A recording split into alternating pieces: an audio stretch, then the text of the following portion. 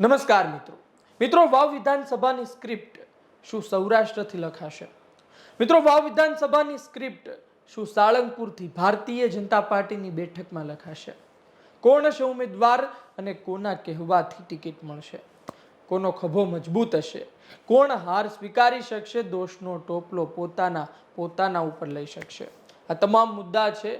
Bharatiya Janata party અને કોંગ્રેસ બંનેમાં એ સવાલ છે કે ટિકિટ કોને મળશે? આ ટિકિટ એટલા માટે મહત્વની છે કારણ કે બંને ભારતીય જનતા પાર્ટી અને કોંગ્રેસ બંને જીતી શકે છે. તમે કહેશો ગઢ તો ગેનીબેનનો હતો, પરંતુ ગેનીબેન હતા એટલે ગઢ હતો. કદાચ ગેનીબેનના ગયા પછી આ ગઢ ના પણ રહે કોંગ્રેસ માટે. ગેનીબેન ફરી આવે તો ગેનીબેન જીતી શકે.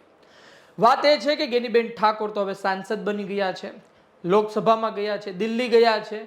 હવે ગુજરાતમાં વિધાનસભામાં વાવમાં કોણ? ગેનીબેન ઠાકોર કોને પોતાના આશીર્વાદ આપશે? ગેનીબેન ઠાકોર કોના પર આંગળી ચીંધશે? કોને કહેશે કે તમે લડી લો? કોને ટિકિટ આપશે? એ પણ એક સવાલ છે. ગેનીબેન ઠાકોરનો પવન, ગેનીબેન ઠાકોરની જીત, કોંગ્રેસનો પ્રચાર, કોંગ્રેસની એક મતબેંક, આ તમામ સામે ભારતીય જનતા પાર્ટીને લડવાનું છે.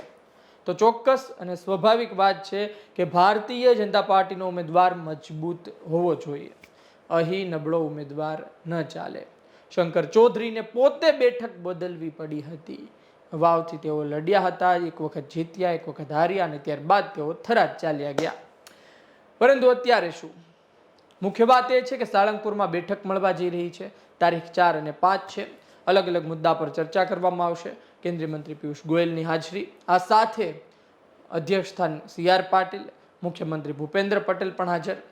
આ તમામ વસ્તુ વચ્ચે વાવ વિધાનસભાની પેટા ચૂંટણી પર ચર્ચા કરવામાં આવી શકે છે.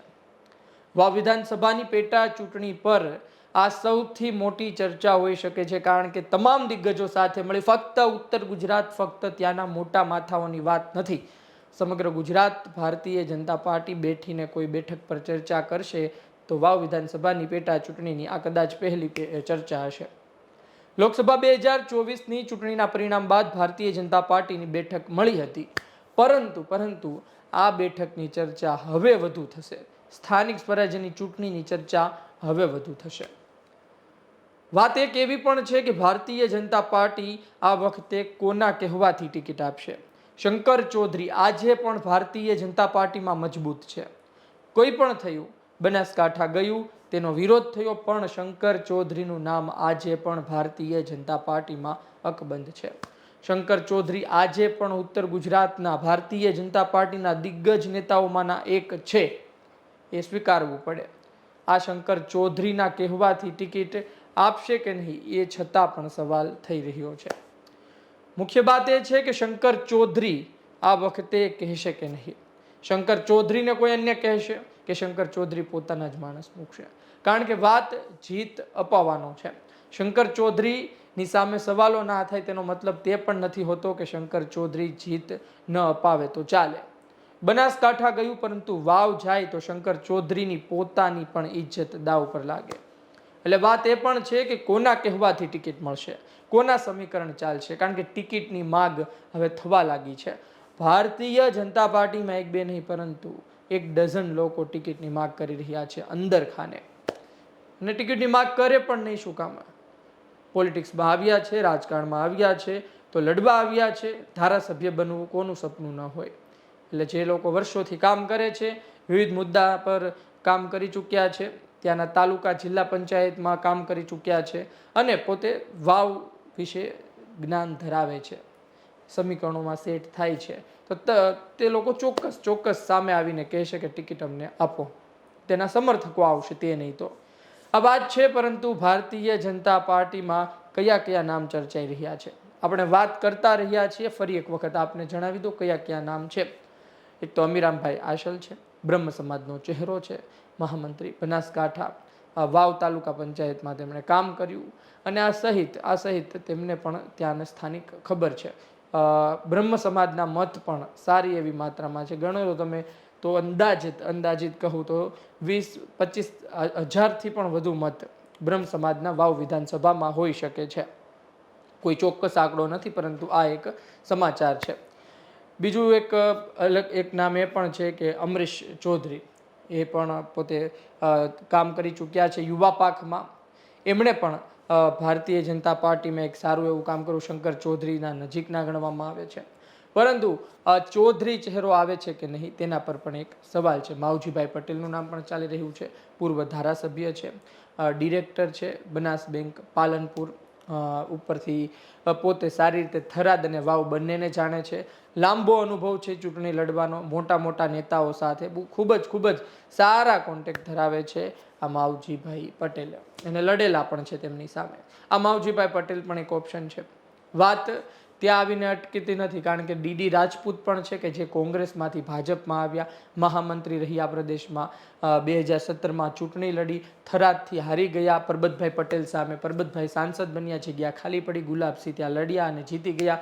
પરંતુ ડીડી રાજપૂત અસંતુષ્ટ છે. તેને કઈ જોવે છે 2024ની લોકસભા ચૂંટણીમાં જે પણ થયું, પરંતુ હવે ડીડી રાજપૂત પણ ટિકિટ માંગ કરી શકે છે. અન્ય ગજેન્દ્રસિંહ છે, પોતે વાવ સ્ટેટ છેલ્લા લાંબા સમયથી તેની પણ વાત ચાલતી આવી છે, પરંતુ આ વખતે તેને મળે કે નહીં તેના પર પણ નજર છે. આ બધા નામો છે. કેટલાય નામો, સ્વરૂપજી ઠાકોર જે 2022માં લડ્યા, નવો ચહેરો આવ્યો, હારી ગયા. ગેનીબેન ઠાકોરનો પવન હતો, આમ છતાં તેણે 80,000થી પણ વધુ મત મેળવવામાં તેઓ સફળ રહ્યા અને ટક્કર પણ આપી. મુકેશજી ઠાકોર છે, અલ્પેશ ઠાકોર શંકર ચૌધરીના સમીકરણમાં સેટ થાય છે. પણ આ બધી વાત ત્યારે શક્ય બને મિત્રો કે જ્યારે ઠાકોર સમાજના લોકો મત આપે, કારણ કે ઠાકોર સમાજના મત સૌથી વધુ 80,000થી પણ વધુ મત ખાલી ઠાકોર સમાજના છે, જે મુજબ અમને માહિતી મળી છે.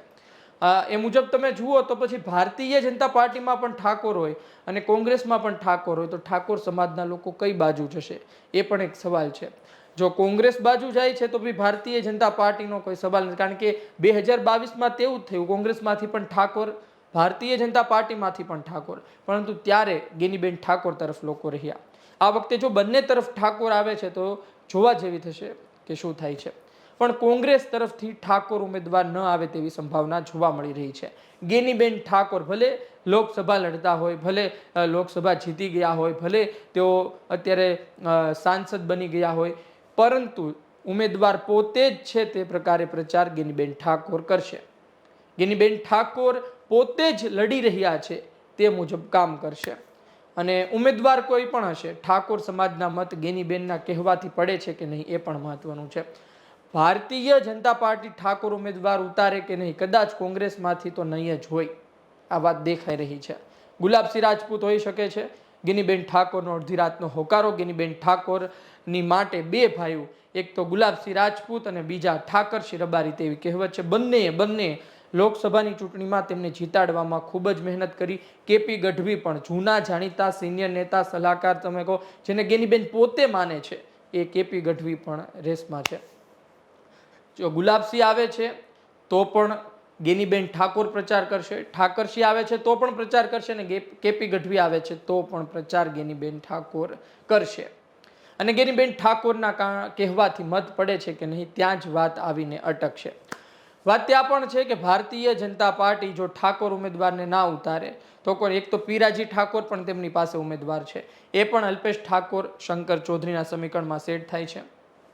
પોતે વાઇસ ચેરમેન બનાસ બેંક પાલનપુરમાં રહ્યા, ના સહિત તેમને પણ ખાસો અનુભવ છે. પરંતુ ઠાકોર સમાજ સિવાય શું ભારતીય જનતા પાર્ટી પાસે કોઈ ચોઈસ છે? કદાચ ભારતીય જનતા પાર્ટી પાસે કોઈ ચોઈસ નથી. ભારતીય જનતા પાર્ટી આ વખતે પણ ઠાકોર ઉમેદવાર ઉતારી ફરી એક વખત ટક્કર, કારણ કે થોડા માટે રહી ગયું. ગેનીબેન ઠાકોર હતા, આમ છતાં થોડા માટે સ્વરૂપજી ઠાકોર જીતી ગયા, તો પછી ભારતીય જનતા પાર્ટી ફરી કાં તો સ્વરૂપજી ઠાકોરને રિપીટ કરી શકે છે અથવા તો ઠાકોર ચહેરો મૂકી શકે છે. કોંગ્રેસની વાત કરી તેમ કોંગ્રેસ આ વખતે કદાચ ઠાકોર સમાજના ચહેરા સાથે નહીં જાય, પરંતુ ગેનીબેન ઠાકોર જ પોતે ઉમેદવાર હશે, તે હદ સુધીનું કામ કરવામાં આવશે. 2019ની લોકસભા ચૂંટણીમાં વાવમાં જે લીડ મળી હતી તે લીડમાં ઘટાડો થયો છે, પણ ગેનીબેનથી તો વધુ જ મત રેખાબેનને મળ્યા હતા. વાવ વિધાનસભા બંનેને 1 લાખથી વધુ મળ્યા, પરંતુ રેખાબેનને ગેનીબેનથી વધુ મત મળ્યા હતા. કારણ જાણ્યું ત્યારે ખબર પડી કે ગેનીબેને વાવ વિધાનસભામાં ઓછો પ્રચાર કર્યો, ઓછું ધ્યાન આપ્યું. હવે વધુ ધ્યાન આપશે તો વધુ મત મેળવી શકશે. તેવું તેમનું કહેવું છે. પરંતુ એ તો આવનાર સમય બતાવશે. શંકર ચૌધરી પાસે છેલ્લું પત્તું છે વાવ વિધાનસભા. કદાચ શંકર ચૌધરી જવાબદારી લે છે અને હારે છે તો ખૂબ જ ખરાબ સ્થિતિ થશે. શંકર ચૌધરી, બનાસ બેંક, બનાસ ડેરી, આ બધી વસ્તુ જોડાયેલી છે અને આ બધી વસ્તુ જોડાઈ અને એક આખો ફુગ્ગો બન્યો હતો જેને ઠાકોર સમાજે બનાસકાંઠામાં ફોડી નાખ્યો. બનાસકાંઠામાં જાતિવાદ સામે આવ્યો હતો, પરંતુ પિક્ચર આખું અલગ હતું. શંકર ચૌધરીના પોતે સંબંધ ઠાકોર સમાજની સાથે નથી, ઠાકોર સમાજની વિરુદ્ધમાં જ હોય તેવું પણ નથી. શંકર ચૌધરી ઠાકોર સમાજની સાથે પણ સારા સંબંધો ધરાવે છે.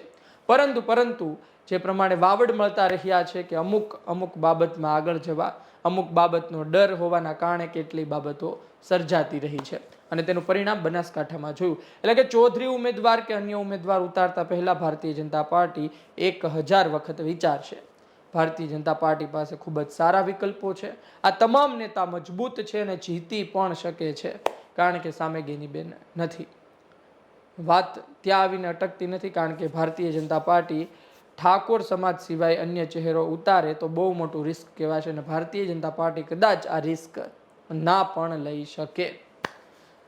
જોઈએ કોણ આવે છે.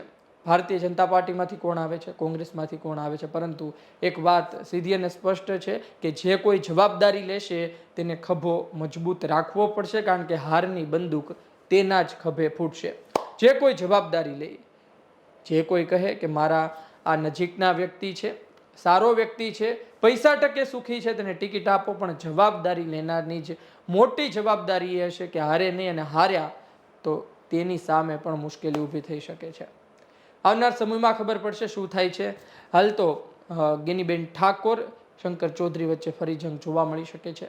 વાવ બેઠક પર કોણ જીતે છે, કોને ટિકિટ મળે છે, તેના પર નજર રહેશે. આપનું શું કહેવું છે? ભારતીય જનતા પાર્ટીમાંથી કોણ ઉમેદવાર હોવો જોઈએ?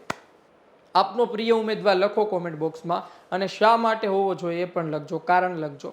કોંગ્રેસમાંથી કોણ હોવું જોઈએ અને શા માટે હોવું જોઈએ એ પણ લખજો. આપના અભિપ્રાયની રાહ રહેશે. આ વિડીયો પસંદ આવ્યો હોય તો લાઈક શેર કરવાનું ચૂકતા નહીં. મને આપશો રજા. નમસ્કાર.